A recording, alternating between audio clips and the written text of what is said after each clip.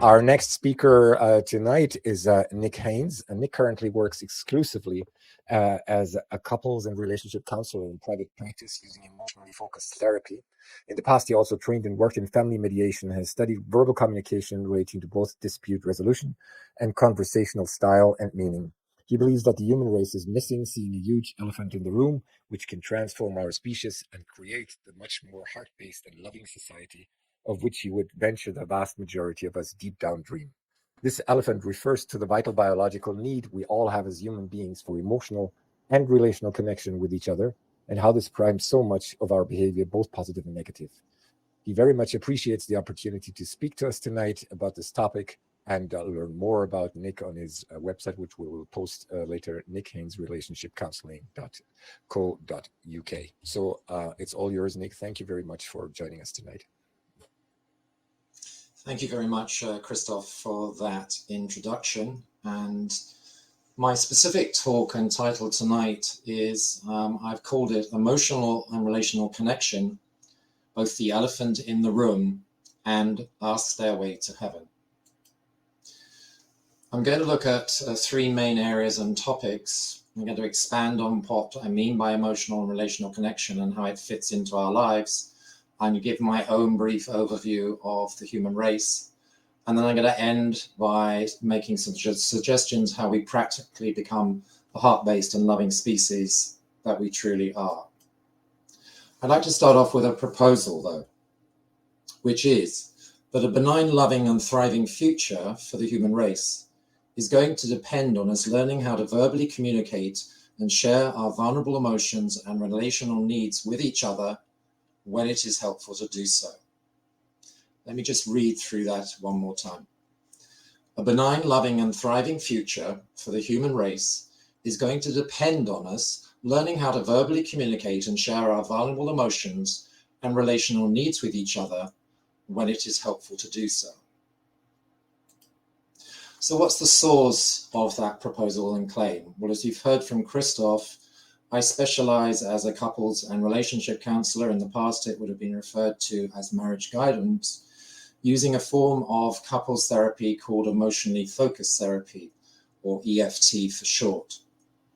And emotionally focused therapy, the primary developer of that is Dr. Sue Johnson. And when we work with emotionally focused therapy, we understand that our couples are experiencing distress through life happening, interactions, conversations that don't go well, which gradually diminishes their sense of feeling loved, valued, a good fit, whatever it is that's specific for the two individuals that draws them together and is the glue for them creating a long-term relationship. One of the main theories, psychological theories, that emotionally focused therapy draws upon is what's referred to as attachment theory.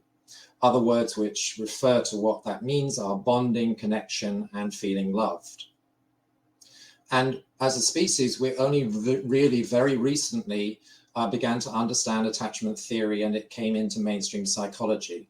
In fact, as recently as the 1960s, observational studies were done on infants in terms of their needs for caregiving, and humans are actually born with a need to form a close emotional bond with a caregiver.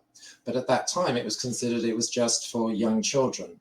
And it wasn't until, as I understand it, the mid to late 90s that it began to be accepted in mainstream psychology that all of us, from cradle to grave, need close emotional connection. We, the human race, are mammals that are tribal, we're group-based, and we thrive on belonging. At the same time, of course, we're individuals, we enjoy independence and autonomy. And so we thrive best when we are operating interdependently, not independently or dependently, but interdependently, which means we enjoy our individuality when we have access to other human beings and feel close when we enjoy that and want to. You could say this need for bonding and connection could be described in our minds as a kind of invisible grid or web that connects all of us.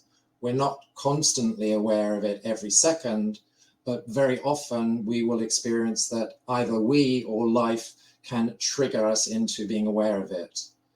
And although I work and specialize in romantic relationships, our need for connection applies to all relationships, whether we're parents, we have children, our friends, our colleagues at work, or even strangers, somebody you didn't even know a moment ago. Imagine you're walking along Oxford Street in London on a busy Saturday shopping day, and somebody bumps into you, and you turn around expecting an apology, and they say, "Watch out, you silly idiot." In a millisecond, your inner attachment grid lights up in a mixture of surprise, confusion, outrage, shock, hurt, anger, and thoughts along the lines that doesn't seem fair. So let's expand on the need for relational connection. As we've begun to get a sense from what I've just said, we're biologically wired as a species, all of us, to bond and connect with each other.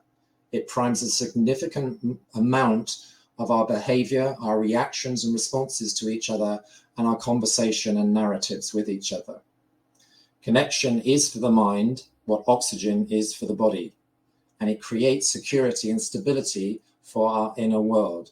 In fact, it gives us a window into understanding much of human society and our individual and collective interactions. Being emotionally vulnerable is scary, and I don't like it, and I've not come across any human being who does. Why is it scary?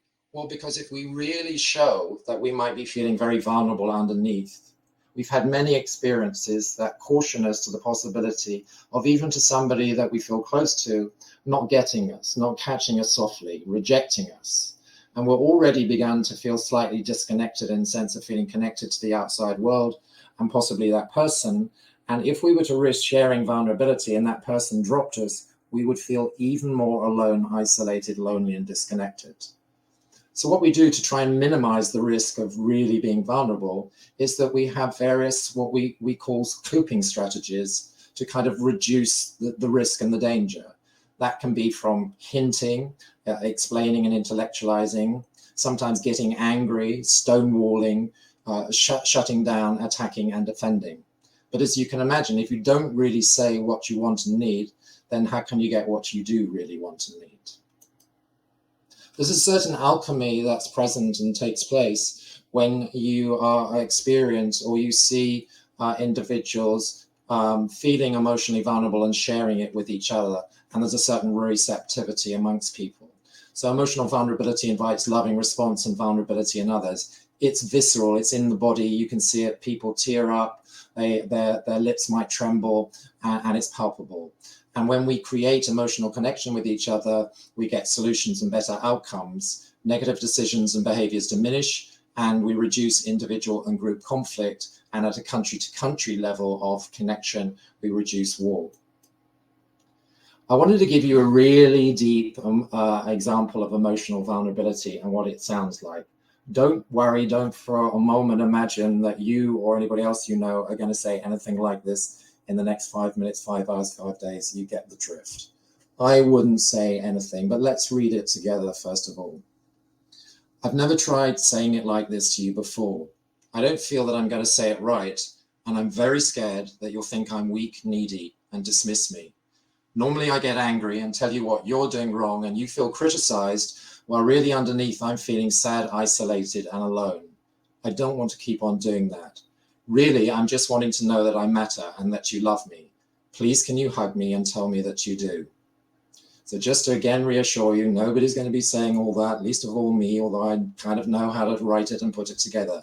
But let's look at one or two features of it that I can just draw your attention to. That may be helpful. First of all, notice that a lot of the sentences start with the word I. Very often when we get into not feeling heard or understood by others, we've experienced a sense of that we're not getting it right. So if we, for instance, were to start off by saying you, that other person's brain is so used to hearing that they're not getting it right or they're not going to be listened to, that they don't even bother to listen to the rest of what you're going to say. So it's really helpful, constructive, and productive to use a lot of I words.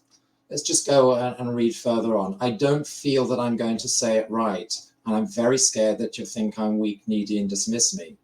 If you say that to somebody where normally you're angry, a part of them is going to go, what's this? I've never heard this before. Well, maybe I'm going to listen to it a bit longer because I'm not hearing how I'm getting it wrong. Reading further on, normally I get angry and tell you what you're doing wrong and you feel criticized, while really underneath I'm feeling sad, isolated, and alone. Here, the speaker is beginning to let the other person know, I think I know what it might be like for you. I understand that it's difficult when I'm angry and you're feeling criticized, but actually it's really a protest because underneath my anger, I'm feeling sad, isolated, and alone. Can we do it differently? I don't want to keep on doing that. And then the other partner, your partner or the other person might this time be feeling empathic and compassionate and receptive, that hearing that you're feeling vulnerable, and they're just waiting for you to plug them in to what concretely they can do to make sure they get it right, to comfort, reassure you, and soothe you. So really helpful to tell them exactly what you need. Let's move on to kind of my view of a few comments on my appraisal of us human beings. How did we get here? Well, basically we evolved through three main steps: hunter-gatherer, agriculture, and industrialization. And arguably we're in the middle of a fourth step, which is technological, including artificial intelligence. Some features of us as a species. We're a complex species. In cosmic terms, I would say we're somewhere between childhood and adolescence. Innately, I would say that we are made for love and freedom. We thrive on it.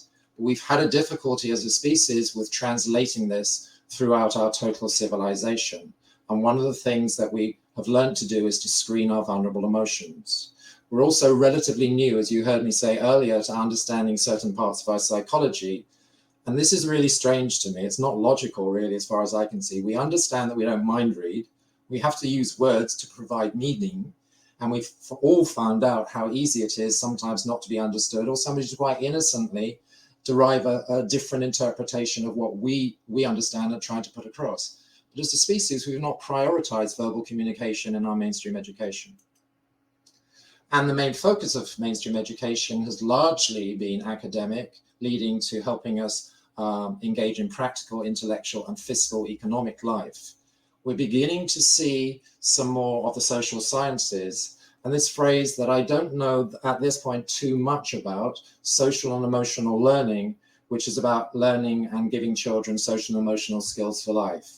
If anybody out there listening works with it, I'd be interested in you contacting me and talking with you, because I want to evaluate myself where I think SEL is coming from. How do we typically talk? Well, primarily rationally and intellectually.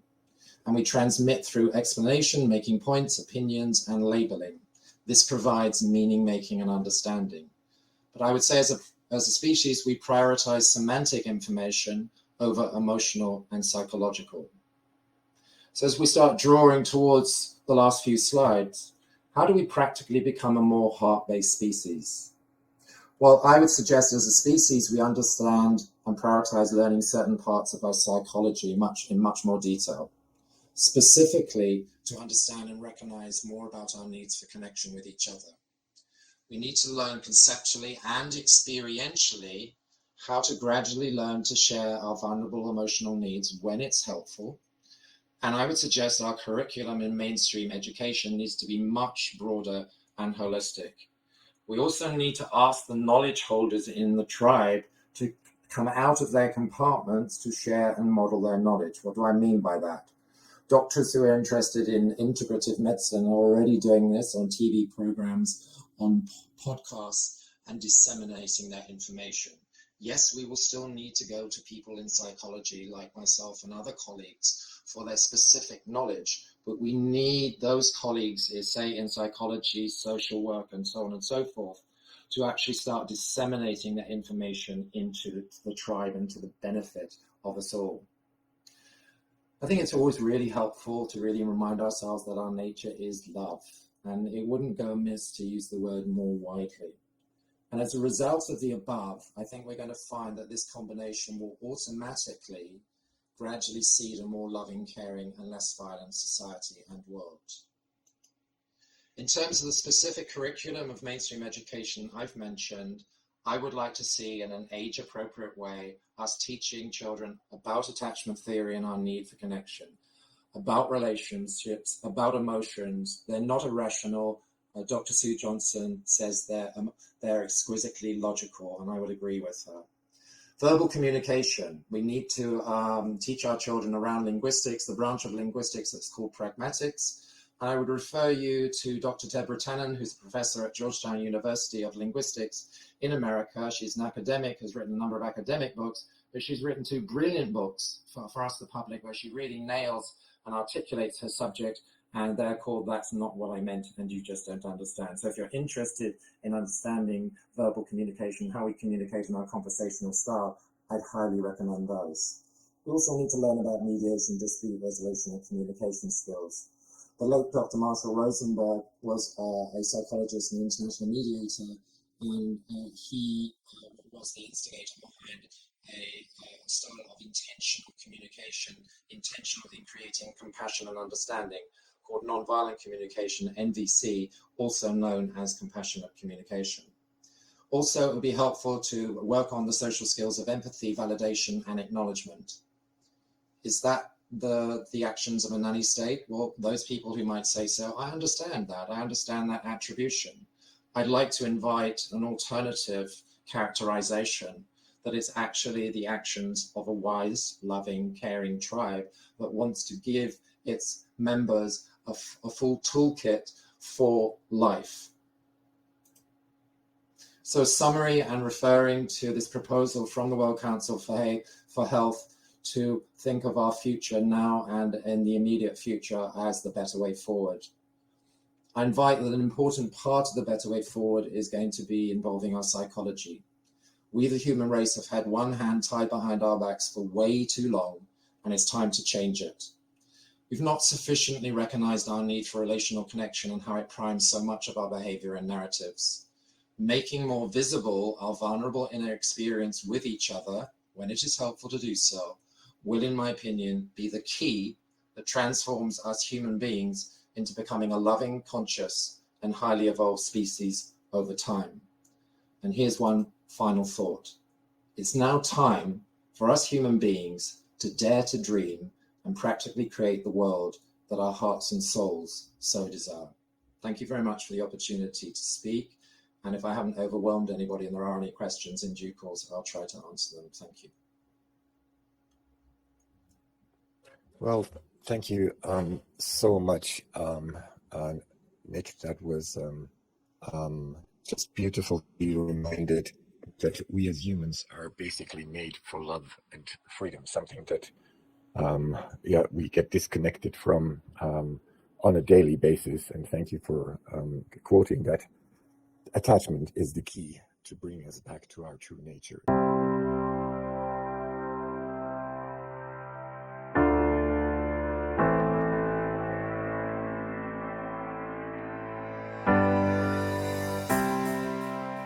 Thank you for watching this episode of Better Way Today. If you found value in it, please consider making a value exchange with us. The World Council for Health is a grassroots people's organization, and we rely on funding from people just like you. Your contributions from as little as $5 or £5 or 100 Rand help to power our work. The World Council for Health team is on a mission to serve you. Please make it your mission to support us. Thank you.